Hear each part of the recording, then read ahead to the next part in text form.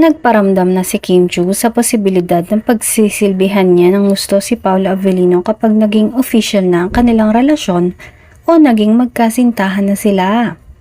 Sa interview ni MJ Felipe ng TV Patrol, napag-usapan ang tungkol sa pagdadala ni Kim ng sarili niyang pagkain sa set. Ibinahagi ni Paolo na nakikikain siya sa dalang foods ni Kim matapos linawin ng Eat Showtime host na hindi niya dinadalhan ng pagkain ng kapareha. Pero nag-a-adjust daw siya sa mga pagkain dahil hindi pala kumakain ng karne o meat ang aktor.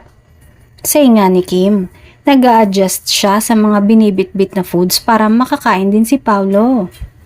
Mabilis na nilinaw ni Kim ang suspetsya ni MJ na girlfriend coded na ang pagdadala nito ng pagkain at pag-share nila ni Paolo.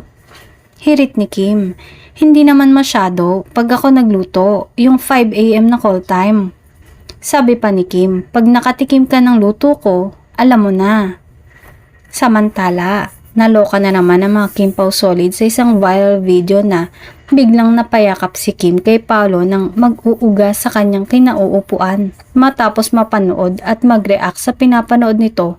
Katabi si Paolo at nasa likod naman ang ibang mga tao. Halos maghalikan na sina Paolo at Kim sa pagkakadikit ng kanilang mga pisngi sa isa't isa.